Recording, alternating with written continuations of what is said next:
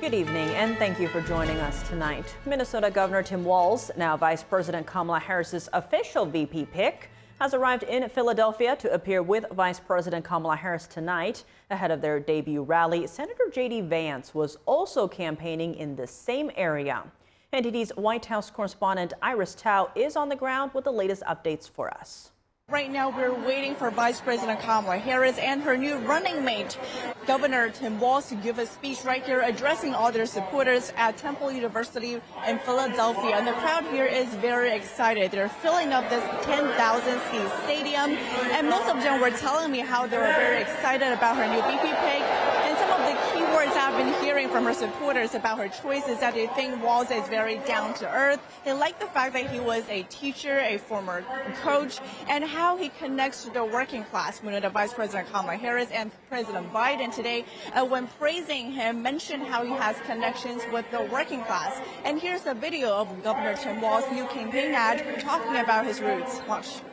Let's do this together. Would you be my running mate and let's get this thing on the road? I would be honored, Madam Vice President.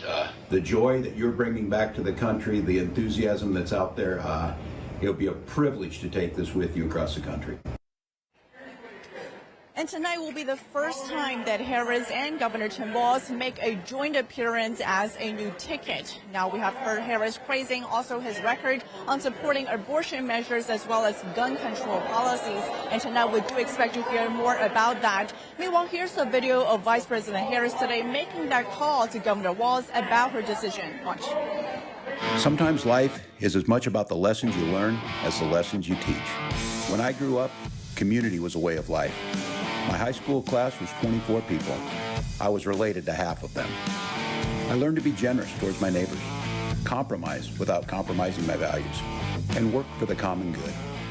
Meanwhile, Senator J.D. Vance today was also campaigning in Philadelphia earlier today, just right before tonight's event. And I asked him what his strategy is in going to every single one battleground state that Harris will be visiting this week. And also I asked him what his message would be to voters in these swing states that would like to see less division in our nation. Watch. My message to voters who want to see less division, look, I want to see less division as well, but division starts at the top. And you saw Donald Trump, who took a bullet 2 weeks ago and called for national calm and unity. That is the kind of unifying message that we need in this country. So I'm going to go to every single battleground state that I can. I'm going to answer tough questions. I'm going to talk to people. And meanwhile, we also know that this will only be the first stop in their swing through a 7 battleground state tour this week. So a lot to watch for as we wait for more news from the campaign. A veteran, a teacher, and elected to office in multiple capacities, Minnesota Governor Tim Walz has spent decades serving the public in various ways. NTD's Melina Weiskup has more on Walz's background and what he brings to the table for the Harris campaign. The 60-year-old governor of Minnesota is currently serving his second term. We put food on the table for struggling families by passing a new child tax credit that is estimated to cut childhood poverty in Minnesota by 1/3, making Minnesota the state with the lowest childhood poverty rate in the country. In the 12 years prior to this, Tim Walz served Minnesota as a congressman. He initially flipped his district seat from red to blue, highlighting perhaps the strongest advantage he brings to the Harris campaign. That is the ability to connect with swing voters. During his time on Capitol Hill, he didn't shy away from opportunities to work with Republicans, most notably on the defense front. He supported funding the wars in Iraq and Afghanistan and tighter vetting of refugees entering the U.S. He's a veteran himself, serving in the Army National Guard for 24 years. Similar to Vice President Kamala Harris, he's maintained a consistent stance on China during the course of his political life, from denouncing the Tiananmen Square massacre to supporting freedom in Hong Kong. Tyranny can only survive if we forget, so I think it's very important to mark this anniversary. It's very important to be standing with the people who know the history. People's desire to have basic religious freedoms, basic freedom of the press and freedom of the speech, I mean, that is what made Hong Kong so dynamic, and I would encourage them to continue to find ways to compromise. Walz spent time in China, teaching for 1 year in 1989. He describes the Chinese people as, quote, kind, generous, capable people who would thrive under proper leadership, taking a jab at the Chinese communist regime. Walz's foundation is in education. He taught high school students and coached football in Mankato, Minnesota before entering politics. Reporting from Washington, D.C., Melina Weisskopf, NTD News. As recent fears of a slowing U.S. economy play out, NTD's Arlene Richards reviews how the two presidential nominees compare on the driving issues of inflation. Inflation. Since the 2020 pandemic caused prices for goods and services to rise, inflation has become a top issue for the country, and it's a key focus of the 2024 presidential campaign. One of the key drivers of inflation is energy costs. Vice President Kamala Harris has favored renewable, zero-emissions energy sources as a way to address her concerns about the effects of fossil fuels on the climate. As a California senator, Harris made efforts to ban fracking and offshore drilling in the state. At a CNN town hall in 2019, then presidential candidate Harris strongly supported a national ban. There's no question I'm in favor of banning fracking. So, yes, and starting with what we can do on day one around public lands, right? Harris has stated repeatedly that she supports, quote, banning fracking. In recent weeks, Harris's campaign has pledged that if elected, she will not ban fracking. During the Biden administration, inflation spiked from 1.2% in 2020 to 4.7% in 2021. It peaked at a four-decade high of 9% in the summer of 2022. In May 2022, Harris joined President Biden in announcing a plan to lower costs. The plan included various measures to reduce energy prices, from releasing 1 million barrels of reserves per day to accelerating renewable energy innovation. With approval from Congress, Biden signed the history-making Inflation Reduction Act in August 2022. This bill will reduce inflationary pressures on the economy. The act became the largest investment in climate action in history, creating a surge on renewable energy projects. The act's plan is to reduce carbon dioxide emissions by 30 to 43% from 2005 levels by 2030. Former President Trump has criticized Harris for supporting Biden's efforts to replace fossil fuels. She wants to get rid of gas-powered cars and replace them with all electric. As president, Trump fought for energy independence, moving away from coal and tapping into the country's natural gas resources. We have more liquid gold under our feet than Saudi Arabia. He immediately withdrew from the Paris Climate Accord and canceled the Obama administration's Clean Power Plan. Trump approved the Keystone Pipeline permit and says he will do it again if elected. We will drill, baby, drill. As of June 2024, inflation has dropped significantly to 3%. Harris says costs are still too high. She plans to take on big companies that mislead Americans with hidden fees. And we will take on corporate landlords and cap unfair rent increases. And we will take on big pharma to cap prescription drug costs for all Americans. Trump has a different approach. We will pass massive tax cuts for workers, and that includes no tax on tips, Michaela. He also plans to return manufacturing jobs to American workers. Arlene Richards, NTD News. A Pakistani man was arrested last month on charges of plotting to assassinate former President Trump. The suspect, Asif Merchant, allegedly has ties to the Iranian government. A U.S. official says FBI investigators believe Trump and other current and former government officials were the intended targets.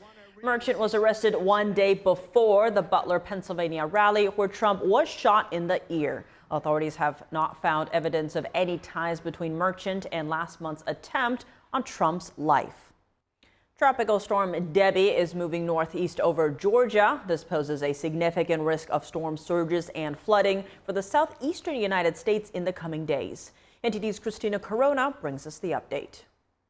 According to the National Hurricane Center advisory, Tropical Storm Debby is now located 10 miles southeast of Savannah, Georgia, moving north at 5 miles per hour with maximum sustained winds of 40 miles per hour. The advisory warned of catastrophic flooding in eastern Georgia, the South Carolina coastal plain, and southeastern North Carolina. South Carolina Governor Henry McMaster gave an update on Tuesday's storm.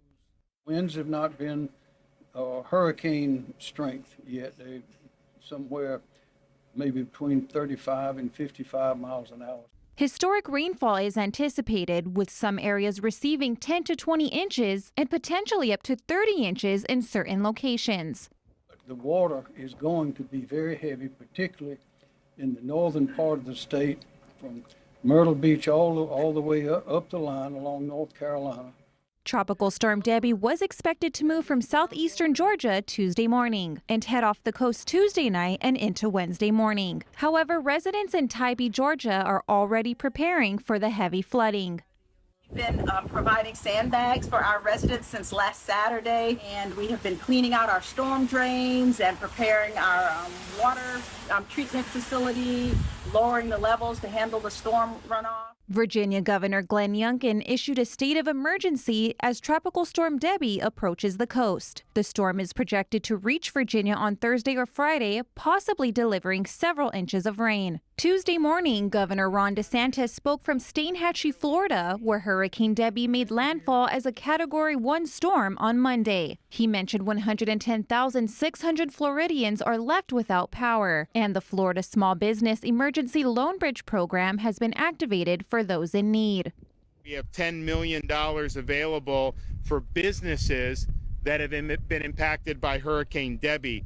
This gives immediate cash on hand needed to make repairs, keep employees on payroll until additional resources can be secured. FEMA also announced that federal assistance will be provided to South Carolina. President Joe Biden has granted FEMA the authority to oversee all disaster relief efforts. At least 6 deaths have been confirmed, 5 in Florida and 1 in Georgia, including a 13-year-old boy from Gainesville, Florida, and a 19-year-old from southern Georgia. In western Palm Beach County, 9 people, including 5 juveniles, died when a 2023 Ford Explorer crashed into a canal on Monday night. The driver lost control on a curve, veered off the road, hit a guardrail, and overturned into the canal. 4 victims were declared dead at the scene, and 6 were taken to a hospital, where 5 more died. Fire officials reported scattered rainstorms in Palm Beach County that evening, but that has not yet been determined to be the cause of the crash. Christina Corona, NTD News.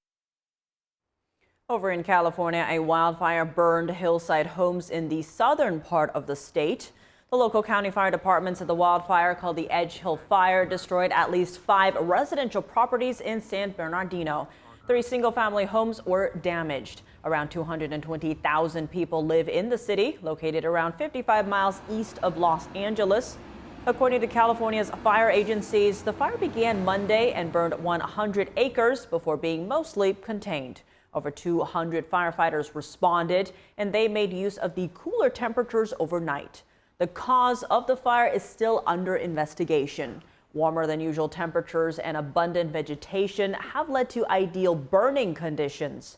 Another fire, called the Park Fire, has grown into the state's 4th largest on record. It's located in the forested mountains north of Sacramento. It burned over 400,000 acres and is 34% contained. Welcome back. I'm Tiffany Meyer, turning our attention now to the Middle East. Hamas announces a replacement after the death of Ismail Haniyeh, and Hezbollah plans its retaliation against Israel. NTD's Fiona G has the latest updates. Yahya Sinwar has been named as the new head of terrorist group Hamas. Sinwar was the coordinator behind the October 7th attack on Israel. He will replace Ismail Haniyeh, who was killed in an explosion in Iran last week. The Jewish Chronicle reports that Israel recruited 2 Iranian Revolutionary Guards to plant the explosive device underneath Haniyeh's bed. Hezbollah's senior military commander said Tuesday that Hezbollah, Iran, and the Houthis had agreed to respond to the killing of Hamas leader Ismail Haniyeh. He said retaliation won't happen quickly, but will be well planned out, and that the uncertainty of the wait is part of its psychological warfare. This is in addition to the promised retaliation for the death of a Hezbollah leader. Minutes before the address, Israeli warplanes swooped low over the Lebanese capital of Beirut, setting off a series of sonic booms that rattled windows across the city. After a rocket attack on a U.S. base in Iraq Monday, the White House has responded. We will respond to any attack against our personnel in a manner and place of our choosing. And I can say the president was briefed on the attack as it was underway, and the 7 members were injured in the attack. Thankfully, no one lost their lives, and we are praying for a speedy recovery for those service members. It's still unclear who launched the attack, but more details are expected to come out. The Iraqi military condemned the attack as reckless. Hezbollah launched drone attacks Tuesday, targeting military sites in northern Israel. Reports say 7 people were wounded. Several civilians were also wounded in Israel by a misfired Israeli interceptor missile. On the same day, an Israeli airstrike hit Hezbollah infrastructure in southern Lebanon. Lebanon's health ministry said the strike killed 5 people.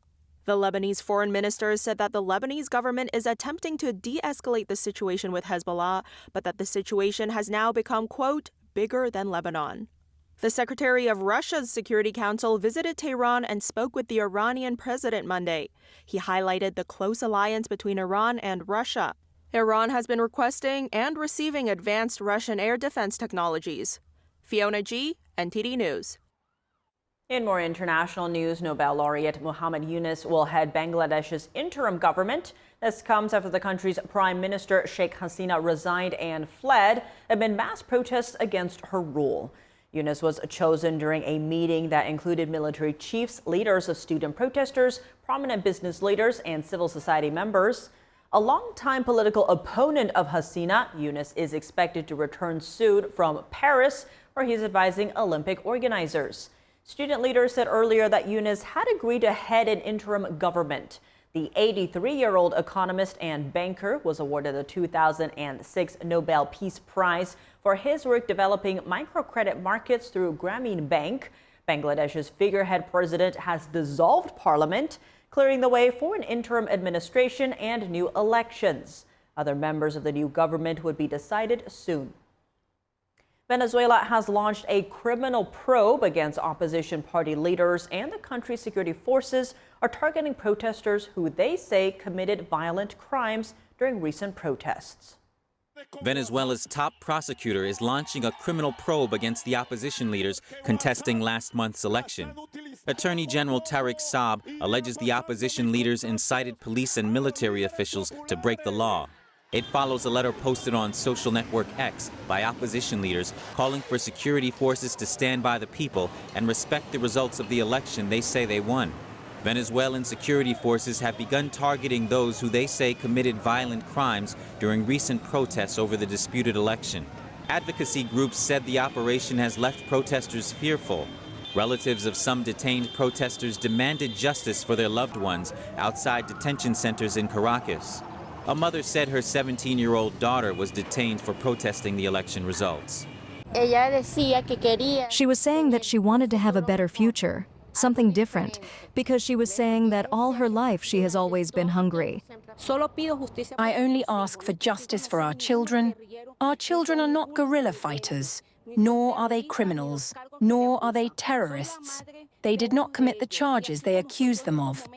The U.S. State Department said on Monday it has been in contact with Brazil, Mexico, and Colombia on a path forward for Venezuela following disputed elections.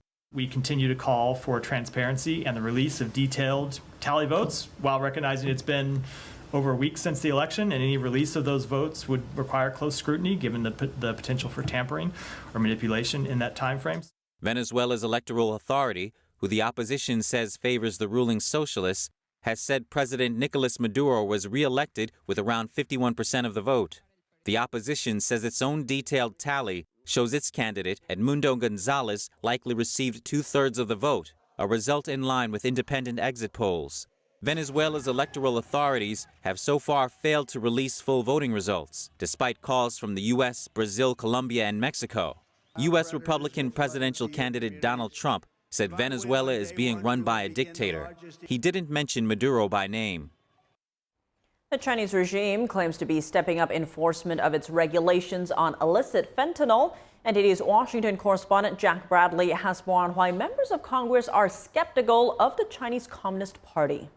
The Chinese Communist Party says that it will subject 3 fentanyl precursor chemicals to additional regulation and oversight, and the White House said that this is a step forward.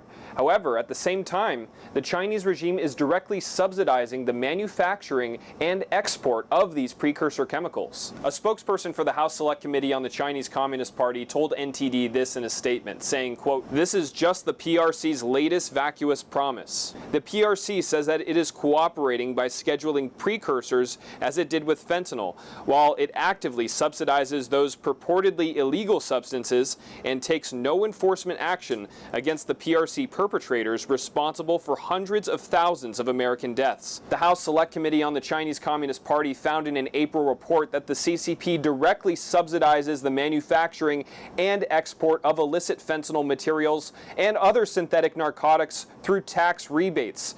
Many of these substances are illegal under the CCP's own laws and have no known legal use worldwide. The report found that over 97% of the world's fentanyl precursors come from China.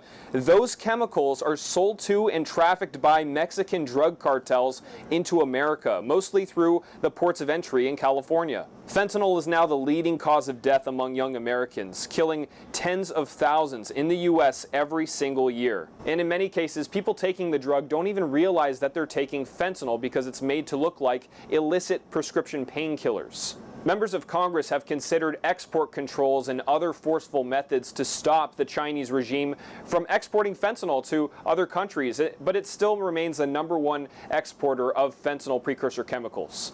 Reporting from the White House, Jack Bradley, NTD News.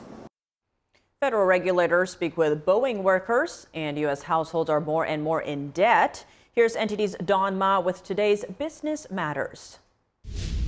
Workers paint a picture of chaos and dysfunction at Boeing. They told federal safety investigators that they felt pressure to do their jobs too fast to avoid mistakes. And this is according to testimony released Tuesday at the start of a 2-day investigative hearing. Investigators today questioned Boeing personnel about safety issues at the plane maker and what that might mean for passengers on its ubiquitous planes. Previously, the NTSB said the door plug ripped off in mid-flight because the plane left a Boeing factory without the 4 bolts needed to keep the door plug in place. One transcript showed that a Boeing employee identified as a door master lead told investigators their planes required much of the work during the assembly process to be redone because of problems that are discovered, as happened with the door plug that was removed to fix some rivets. The worker said there was no special training to open, close, or remove a door plug versus a regular door.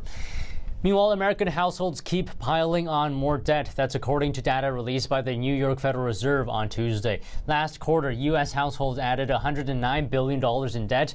That brings the total amount of debt to a record $17.8 trillion. The majority of last quarter's uptick in household debt came from a $77 billion increase in mortgage balances. Another $27 billion came from the increase in credit card debt. This comes as high interest rates continue to stress borrowers. Last week, the Federal Reserve announced its decision to keep interest rates at current levels. A cut would have paved the way for lower borrowing costs on everything from mortgages and car loans to credit cards. Elon Musk's social media platform X is suing a group of advertisers. The company alleges that a massive advertiser boycott deprived the company of billions of dollars in revenue and violated antitrust laws. NTD's Andrew Thomas has the latest on the lawsuit. X, formerly known as Twitter, filed a federal lawsuit on Tuesday against the World Federation of Advertisers. X CEO Linda Yaccarino cited evidence uncovered by the House Judiciary Committee. The lawmakers held a hearing last month to determine if current laws are sufficient to deter anti-competitive collusion in online advertising. Member companies named in the suit include Unilever, Mars, CVS Health, and Orsted. They conspired to boycott X, which threatens our ability to thrive in the future. That puts your global town square, the one place that you can express yourself freely and openly, at long-term risk. X alleges that the advertising group's Global Alliance for Responsible Media initiative helped to coordinate a pause in advertising on the platform. Musk bought Twitter for $44 billion in late 2022 and overhauled its staff and policies.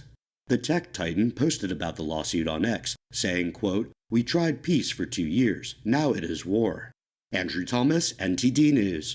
And congressional leaders are reacting to Vice President Kamala Harris's choice for a running mate. NTD's Washington correspondent Luis Martinez has more on this story.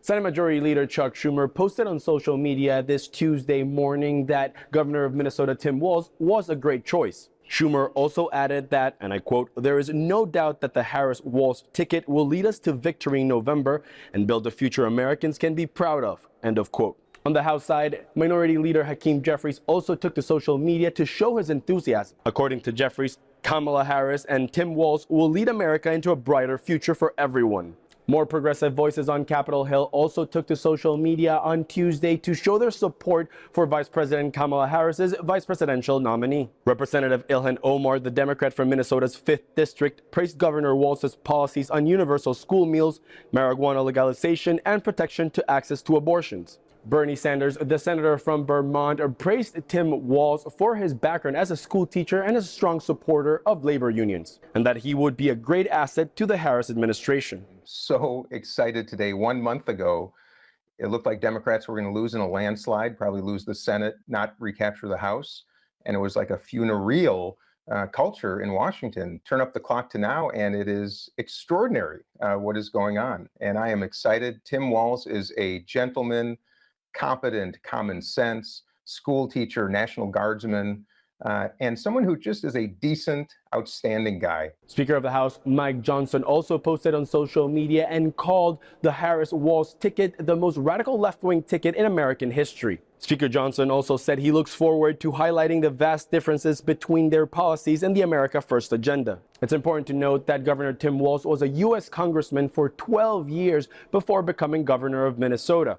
Reporting from Washington, D.C., Luis Eduardo Martinez, NTD News. Now, we just heard from members of Congress about Harris's pick for vice president. What do everyday Americans say about Minnesota Governor Tim Walz? NTD's Sam Wong was right outside the White House to hear what the people had to say. Whatever works. I don't have a strong opinion about one or the other. My hope was that she would definitely choose Josh Shapiro, but she didn't. So Minnesota's been pretty Democratic for a while, so I'm not sure he's going to bring in a ton of new voters, but I'll be interested to see more and learn more about what he stands for and what he'll bring to the campaign. I thought she was going to go with Shapiro, but then I could understand why she would go with Walz. I actually am from Minnesota. I love Governor Walz. I think it's an awesome pick. I think he's done a lot of great stuff for our state with the free school lunches, legalization. I think he's probably the right person from the point of view that he's trying to cover all parts of society, really. He needs to find a better person to pair with if he wants to win this election. And how do you think he's compared to other potential VP pick in this race, that being Josh Shapiro and others? Yeah, I think that he is somebody who's proven to work across the aisle, and he is going to be just a wonderful representation of the Midwest. He's fine. I don't think him and Kamala would work well together. At the end of the day, they differ on a lot of policies. And how do you think he's compared to Trump's VP pick, in this case, J.D. Vance? J.D. Vance he's a more down-to-earth American person, and he's family-oriented. You know, he's somebody that supports the same values that Trump supports. He has tremendous experience, both as an educator, in the military, as governor of Minnesota, in his second term now. There's no comparison. He has so much more experience. And joining me now to analyze Harris's choice for her running mate is Dante Mills, political strategist, as well as attorney and founding partner at Mills and Edwards LLP. Dante, thank you so much for joining us in studio. Great to have you here. Always good to be here. Always good to be here. Now, to begin, what do you think of Vice President Kamala Harris's pick? I think it was a solid pick. We've known for a few days. I mean, she's only been the presumptive nominee for about 15, 16 days, but we've known for the last few days that she's narrowed it down to 3. And Tim Walz was obviously one of them. There was another governor on that ticket, the governor of Pennsylvania, Josh Shapiro, and then a senator from Arizona, Kelly. But it seemed as if it was narrowed down to the governors because Vice President Harris was a senator herself. So I think she wanted to diversify a little bit and bring someone in that had experience running something, right? And as the governor, there's someone who runs the state, and I think they'll be able to add to her ticket in running the country as the vice president. Expanding on that, what will Governor Walz bring to the Democratic ticket? Absolutely. So when you look at someone like Governor Walz, you see like your uncle, right? Someone who is caring. He was a high school teacher. He was a football coach. He took his team from a losing record of not winning at all to the state championship. He can motivate people, but he's kind. And I think that that's something they wanted to highlight. The other thing about Walz is he's not going to cause any ripples. That's one thing that Josh Shapiro may have done to kind of exclude himself for this ticket. He's more a controversial politician, but when you look at someone like Walz, he's steady. He's been in office for a long time. He's been elected many times over, so he's kind of proven. And he's shown that he won't be a distraction to the ticket. He'll just be a steady person that can get out on the stump, that can talk to people about what Vice President Kamala Harris's platform is going to be, and he won't distract from it at all. Speaking of Shapiro, many were guessing it would be Pennsylvania Governor Josh Shapiro, given the venue of the rally. He also spoke today at the rally. Plus, an ad by Philadelphia's mayor last Friday mentioned him as the VP pick. What do you think happened there? Listen, Tiffany, you're spot on. People assumed, right, that it was going to be Josh Shapiro. Because he was out there, this ad came out from Philadelphia mentioning him as a vice presidential candidate. I think he may have talked himself off the ticket, to be honest with you. He may have been a little too aggressive. And what they did not want to do, and this is Vice President Kamala's, her staff, what they did not want to do is have somebody that's going to challenge her for that attention and for that spotlight. Remember, she only has 3 months. It's 90 days to the election, and she has to be the focus of this. So they didn't want to bring somebody in that was going to take away from her focus, that was going to maybe outshine her and redirect attention. They wanted it to be limited to Kamala's platform, what she wanted to talk about and who she wanted to be, and somebody that can kind of assist her and not, challenge her for the spotlight. And I honestly think that Josh Shapiro talked himself off of that ticket and was the leading candidate for the vice presidential candidate for the Democratic ticket, but now he's kind of on the outside looking in. Now, on the flip side, we are already seeing attack ads from the Trump campaign on Walz and Republican VP nominee J.D. Vance talking about Walz's past progressive policies. How does Walz impact the Republican Party strategy?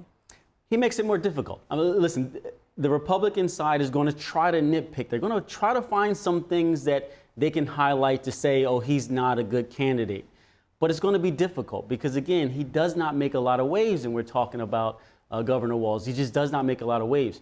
Some of the most controversial things he did was provide free lunch for all of the children in Minnesota, free breakfast and lunch for all the school children. Things like that, yes, it may cut into the budget, but you see why he's doing it. And that's hard to attack. If they're looking for something to come against him for, he is a little progressive maybe in how he handles some bail reform and things like that as far as criminal justice is concerned. But he's not going to be any further than Kamala Harris is. He's going to be aligned with her. So I think whatever they would say about Vice President Harris, they'll just mirror for him. But he's not bringing any additional arguments that the Republicans can make that can really turn someone against that Democratic ticket. And I think that's exactly why he was picked, because he's not an easy target for people that's looking to, say some negative things about him. Expanding on that, what do you see as some of the advantages or maybe disadvantages of the Harris-Walz ticket over the Trump-Vance ticket? Absolutely. So if we work from the bottom up, if you look at the vice presidential candidates, Walz has experience and J.D. Vance does not. I think that's the biggest difference. Walz has been in government for a long time. He has a history of voting history. He has a history of governing as far as what he would do when he's in power. And J.D. Vance does not. And the biggest knock right now on J.D. Vance is that he kind of flip-flops on some of his ideas and his ideology. So it's hard to follow and say, okay, who exactly is he going to be? I think with Walz, you know exactly who he is, exactly who he's going to be. He's going to be steady. And I think that gives the Democratic ticket an advantage. But we have to remember, Vice President does not make the election. It just doesn't happen that way. It's been 1960 was the last time that a vice presidential candidate actually carried a state. So we're not expecting a vice presidential candidate to really carry the election that's on the top of the ticket. And I think that's where the focus is going to be. It's interesting that both sides selected people that really align with them pretty much on everything. And what they're saying is this election is about me. And they're accepting that challenge and saying, if you like me, you'll like my vice presidential candidate and you'll vote for us. Sometimes they pick a vice presidential candidate that's on the other side so that they can bring other people that presidential candidate wouldn't normally get. But here they said, no, we're picking people, both sides, pick people that align with them and said, Donald Trump said, if you like my policies, you'll like my vice presidential candidate and you'll vote for us. And I think Vice President Harris said the same thing. This is who I am. I'm going to pick somebody that aligns with me to make it easy for voters to see what they're going to get and then let them decide.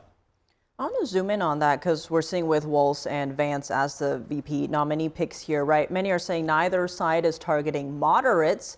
Given that, what do these VP picks tell us about both party strategies for November? Exactly. Again, always spot on. Neither side seem to be targeting people outside of who they are, right? And it's interesting because this election is going to be close. It's going to be tight. And it's going to come down to that middle. You're going to have Republicans who will vote Republican no matter what. They're going to be energized to vote Republican. They're going to vote for Donald Trump no matter what. There's going to be Democrats, the same thing. They're going to vote for Kamala Harris no matter what. They'll kind of cancel each other out. Can you get those people in the middle? And whoever can get the most in the middle is going to win this election, which is why it is a little bizarre that Kamala Harris, for example, did not pick somebody that's more to the center so that she can get those people in the middle. But neither did former President Donald Trump. He didn't pick somebody. He had the opportunity to pick somebody that was more in the center. And he picked somebody that aligned with him on the outside. And I don't know if they're just assuming that they're going to carry the day or, you know, I don't know what was the reasoning behind that, because I think it would have been beneficial this go around to have a vice presidential candidate that can get people that you normally would not be able to reach. But both sides decided against that and said, we're going to establish ourselves and just say, win or lose, this is who we are, and you either like it or not. Dante Mills, attorney and founding partner at Mills & Edwards, thank you so much for joining us. Thank you.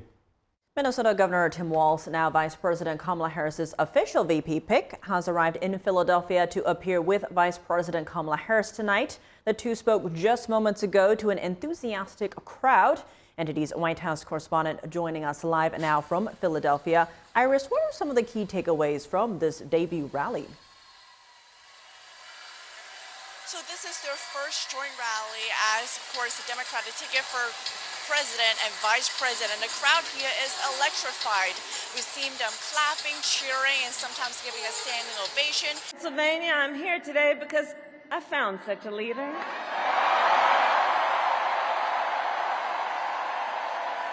Governor Tim Walz of the great state of Minnesota. And in 91 days,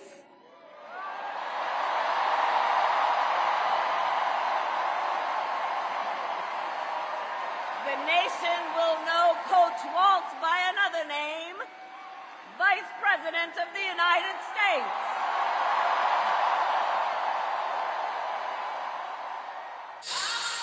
And both of them try to push for this unity message, saying that their campaign will be for all Americans and as a potentially president, vice president that will serve all Americans.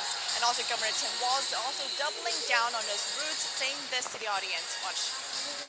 Minnesota's strength comes from our values, our commitment to working together, to seeing past our differences, to always being willing to lend a helping hand.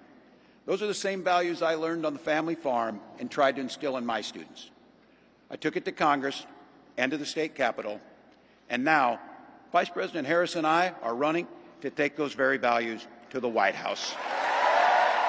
And today will only be the first stop in their 7-state swing this week throughout different battleground states in the U.S. And we know that Trump's VP pick, Senator J.D. Vance, will be going to every one of these states too. And J.D. Vance today told me that he believes to bring unity, they need to address the failed leadership at the top first. He also jokingly said that there is a common ground between him and Governor Walz, which is they're both white guys from the Midwest. So it's very interesting to see how the campaign will unfold next, given the new identity of Harris's new VP pick. Back to you. Iris, thanks for that update.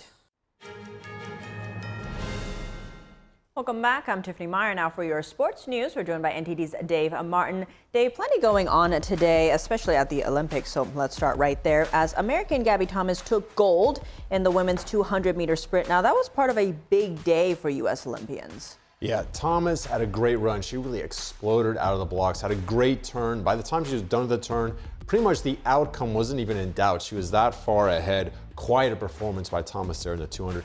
And teammate Brittany Brown got bronze, so congrats to those two.